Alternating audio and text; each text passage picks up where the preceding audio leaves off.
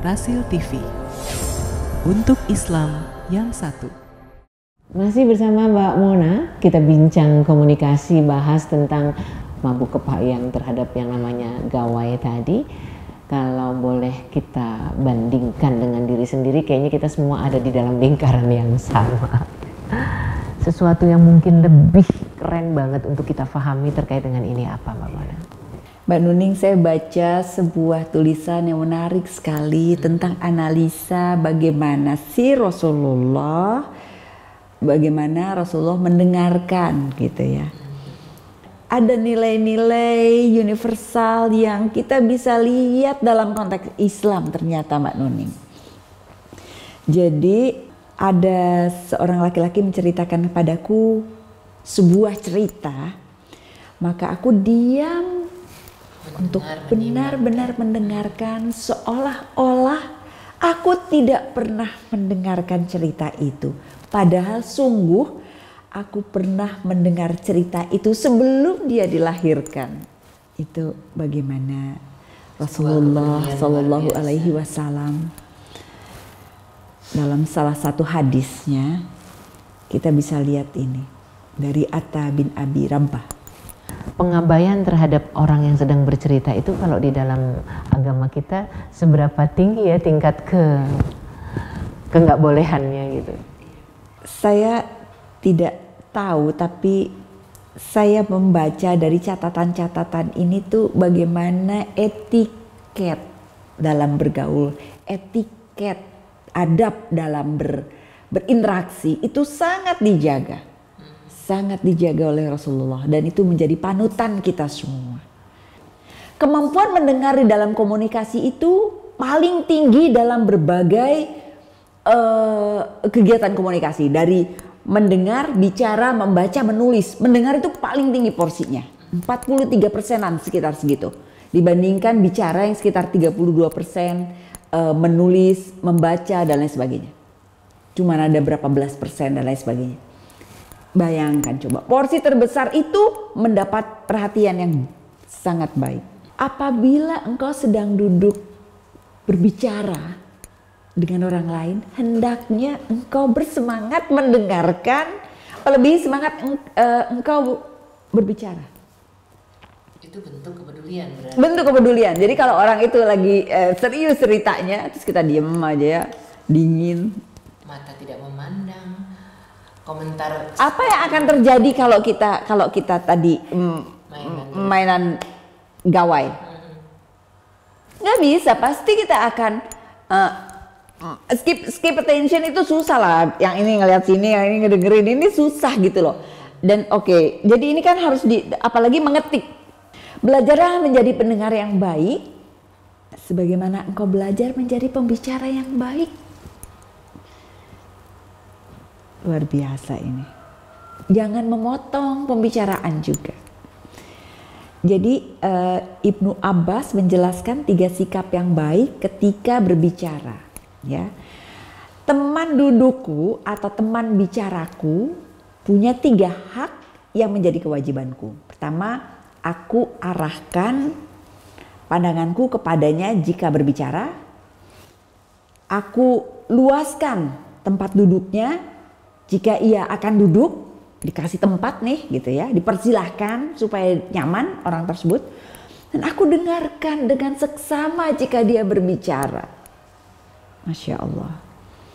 Jadi betapa luar biasanya orang Rasulullah mengajarkan kepada kita bagaimana menghormati orang lain.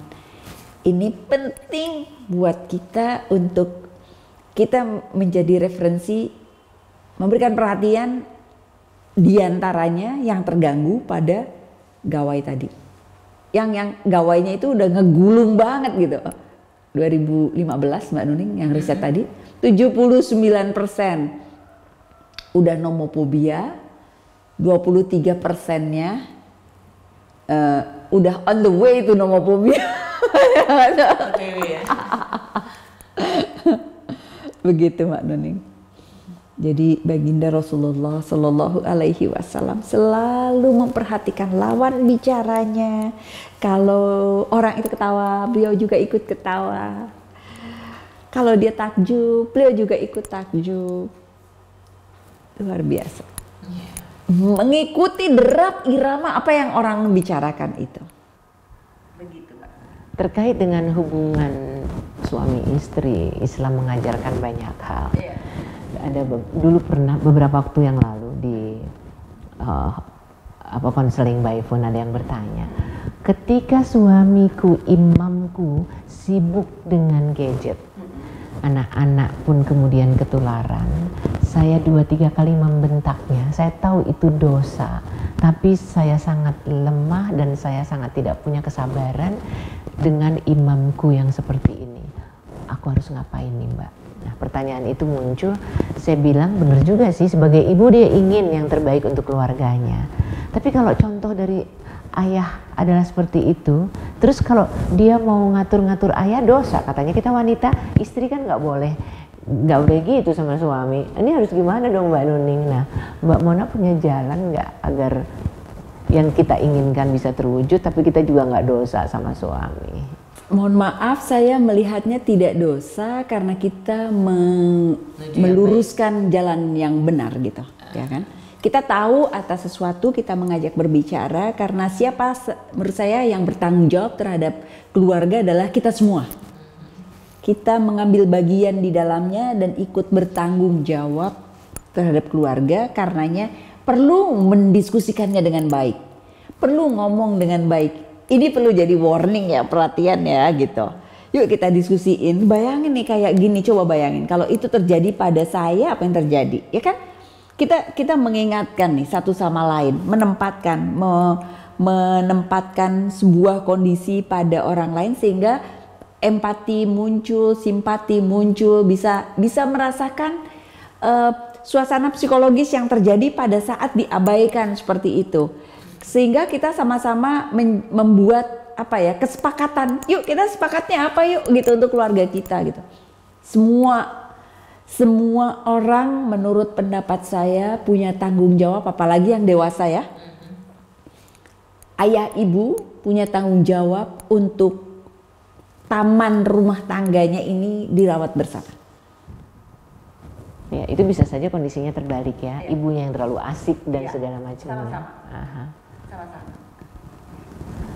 Kalau dari pengalaman Mbak Mona selama ini bergaul dengan begitu banyak orang terdidik seperti apapun, akankah juga dilibas oleh hal-hal semacam ini? Jadi kehilangan kesadaran bahwa dia harus memperhatikan, harus mendengarkan, itu juga hilang.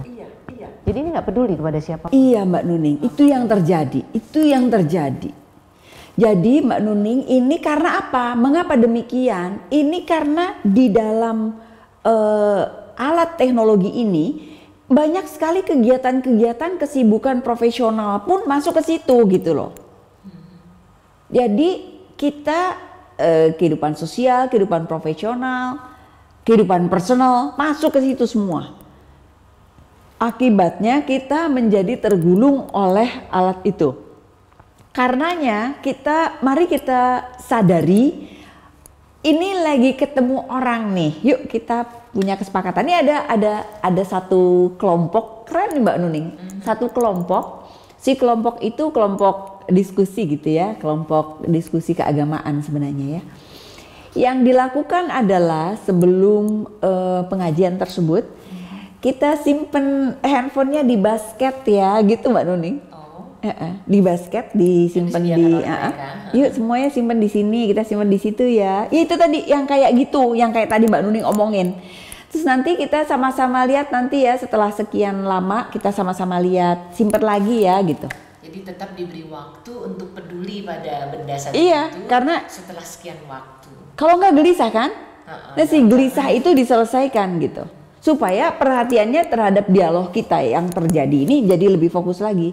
Sama-sama semuanya tahu, oh kita sepakatnya apa, berapa lama nih gitu. Kayaknya kalau ini bisa dilakukan di kelas-kelas, kalau Anda kebetulan Ikhwan Akhwat adalah seorang pengajar, kalau seluruh misalnya 1,5 jam harus dikumpulkan, nggak boleh dilihat, kayaknya juga nggak akan sukses. Tapi kalau kita bagi menjadi tiga termin, ya kan, setengah jam boleh dilihat 5 menit, nanti kita kembalikan lagi. Karena kepedulian kita kepada mereka untuk boleh berhubungan dengan gawainya membuat mereka juga kooperatif ya. Anak-anak di rumah mungkin juga bisa gitu kan? Iya. I think it's a good idea ya. Kalau di rumah juga kita bikin kesepakatan di dalam keluarga dan dipatuhi. Contohnya juga harus ikut duluan. Betul. Biasanya kan ayah ibu justru yang lebih asik dengan Betul. Itu yang harusnya, makanya apalagi yang profesional ya, banyak sekali pekerjaan yang terlibatkan di situ yang harus dijawab segera begitu. Kalau misalnya dengan urusan profesional tadi misalnya Mbak Mona, saya mengatakan oke, saya hanya melihat dan menjawab di jam kerja. Jadi kalau Anda kirim sesudah sore dan saya nggak jawab sampai besok, jangan salahkan saya, itu boleh dinilai. Iya, boleh. Dalam konteks pekerjaan. Iya. Ketika memang kita berhak untuk melakukan itu gitu ya. Misalnya kita sedang bekerja dan kita melakukan seperti itu. Tapi dalam situasi misalnya kita misalnya pemimpin ya, yang memang harus selalu menjaga gitu ya. Itu sekarang ini makanya kunci pintunya dibuka gitu, antara tak lagi ada hubungan kerja dengan ini di mana saja. Makanya harus ada kesepakatan sampai jam segini boleh, sampai jam segitu udah nggak boleh lagi. Atau kita mengatur diri gitu. Kalau kemarin itu Mbak Mona ada yang bilang saya hanya buka untuk umum, dalam artian di si gadget ini itu 1 hari 5 kali jam.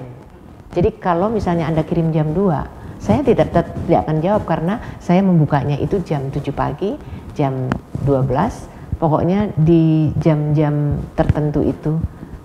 Kayaknya keren juga tuh kalau diikutin. Jadi Anda jangan harap saya langsung menjawab karena jam jawab saya tuh nanti untuk kantor misalnya untuk teman A, teman B, lain-lain mungkin ya. Sehingga kita nggak di bawah kendali dia gitu. Orang mau terima. Ini menggulung aktivitas agenda-agenda kita gitu Mbak Nuning. Yang kita pernah hitung itu berjam-jam, akhirnya sibuk sama itu, udah habis saja waktunya gitu. Nah, saya setuju kalau itu bisa dilakukan, kita bisa membuat pilihan-pilihan sendiri gitu. Kan itu kan bukan pilihan yang diagendakan gitu ya, tapi kita bisa membuat pilihan seperti itu dan itu bagus banget gitu. Jadi kita nggak terjebak habis-habisan harus melihat jangan-jangan penting nih dari si ini, penting dari si ini, betul alasannya. Mungkin Rasil bisa membuat promosi kepada masyarakat misalnya begitu ya, tentang iklan layanan masyarakat terkait dengan gawai, mabuk gawai ini untuk orang mengagendakan waktu-waktu misalnya begitu, memberikan inspirasi supaya karena orang tuh kayaknya udah kelalap aja di depan mata itu tadi ada permen, ada kue-kue, es krim. Kalau di jamnya kita menghadap Allah, di jam sholat 1,5 jam kita kosongin gitu, keren tuh. Jadi nggak ada cerita deh tuh di jam-jam pagi ngeladenin gawai, di jam-jam zuhur ngeladenin gawai. Ya kalau Anda bisa, kita bisa 1,5 jam di setiap waktu sholat, berarti udah kena 7,5 jam satu hari. Belum lagi yang nanti kita buat aturan mainnya tadi. Kalau dari yang Mbak pernah dengar, berapa banyak hubungan pasangan yang terganggu gara-gara ini? Itu yang tadi ada riset tadi di Australia kalau nggak salah tadi ya. 40-50% hubungan sosial, hubungan pasangan retak gara-gara itu. Atau bahkan menjadi bercerai gara-gara itu. Padahal gara-gara itu maksudnya smartphone. adalah untuk abai terhadap pasangan ya. Bisa jadi karena ada handphone, ada smartphone atau ada gadget menimbulkan kita kenal sama orang dan sebagainya. Berbagai dampak, atau merasa diabaikan, atau merasa ketidakpuasan dalam hubungan, atau merasa begitu. Many things. Bukan hanya karena ketidakpedulian ya. Siapa tahu ketika ditemukan gitu, namanya Yudi, begitu ditelepon loh kok suaranya Yuni. Ya kan, ini Mbak Mona, kalau seandainya pasangan, kita kembali ke pasangan, masing-masing berhak membaca dan melihat semua yang ada di HP masing-masing, keren nggak? Keren jika disepakati. Perlu nggak? Perlu deh kayaknya, kalau lihat dari yang tadi Mbak Mona bilang bahwa adanya hubungan dengan orang-orang tertentu yang bisa mengkhawatirkan, tapi bukan maksudnya untuk mengintimidasi. Iya, saya sih merasa kalau sorry ya, saya ngelihat ini juga, maksudnya kita jadi bukan karena saya punya hak sepenuhnya terus melanggar privasi gitu. Kita dan ketika sudah sepakat jangan menjadi ini nggak boleh dong, ini kan hakku, nggak gitu, karena kita sudah sama-sama punya tanggung jawab menjaga hubungan kok gitu loh. Jadi nah, ini yang penting tipsnya untuk menyelamatkan diri dari mabuk gawai. Menyelamatkan diri dari mabuk gawai. Yang pertama tadi, simpan gadgetnya. Nah ya, simpan gadgetnya di mana nih? Di tempat yang tak terlihat, misalnya di tas, di mana begitu. Hindari melihat gadget, ya. Nah itu dia, itu mabuk gawai itu kayak begitu Mbak Nuning. Hindari melihat gadget. Simpan di tas ya, jangan dipegang-pegang karena akan terpancing. Kemudian tahan dirinya gitu, ditahan dirinya. Simpan saat diskusi. Itu pada saat kita diskusi. Kalau tadi simpan gadgetnya itu, misalnya kita saya disiplin nih 5 kali dalam sehari, 4 kali, sekian kali. Oke, disiplin, boleh silakan. Atau 1 jam 5 menit misalnya begitu, itu boleh silahkan. Tapi ini pada saat diskusi strict, disimpan gadgetnya begitu ya. Di beberapa ruang diskusi kita juga sudah lakukan seperti yang tadi sudah disampaikan gitu ya, ada aturan disimpan di dalam satu tempat dan lain sebagainya. Kadang perlu juga ada hukuman gitu, kita punya kesepakatan ngasih pembelajaran itu, ada reward, ada punishment. Punishmentnya bisa jadi dihukum. Teman-teman misalnya ya, kita udah sepakat nih, kita lagi kumpul buat acara, satu acara. Nanti kalau ada yang sibuk sama gadget, misalnya punishmentnya ditraktir misalnya gitu ya, suruh naktir, kan lumayan juga tuh gitu ya. Atau misalnya kita cari yang bebas wifi misalnya begitu ya. Tempat-tempat yang, atau nggak ada, memang sekarang ini sulit, atau sudah cukup banyak yang ada wifi begitu ya. Jadi gimana kita secara tegas ini. Dan ini sebelum kita tutup ya Mbak Nuning ya, ada beberapa saran. Mari kita berfokus, bersilaturahim dalam momen Lebaran ini. Stop mabuk gawai. Kalau perlu langganan kuotanya berhenti seminggu. Jadi mau nggak bisa ngapa-ngapain juga kan.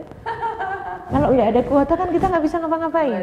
Kecuali di tempat restoran yang ada itu tadi. Kalau di Iya, tapi itu barangkali berimplikasi pada beberapa kesibukan ya.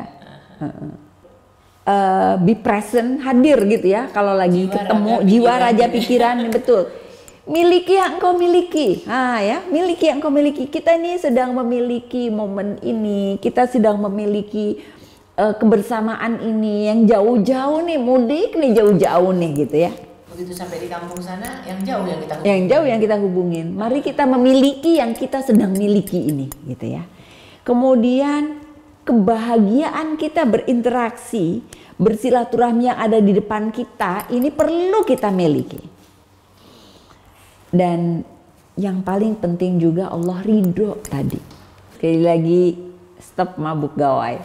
Mari kita sharing sama lingkungan kita bikin diri kita juga fokus untuk tidak mabuk gawai, plus kita mengingatkan pada keluarga kita punya kesepakatan yang sama pada saat kita bersilaturahim, pada saat kita berkunjung, kita stop untuk menggunakan gawai, dan kita menunjukkan kepada orang yang kita kunjungi kualitas kepribadian yang baik, yang islami, yang benar begitu.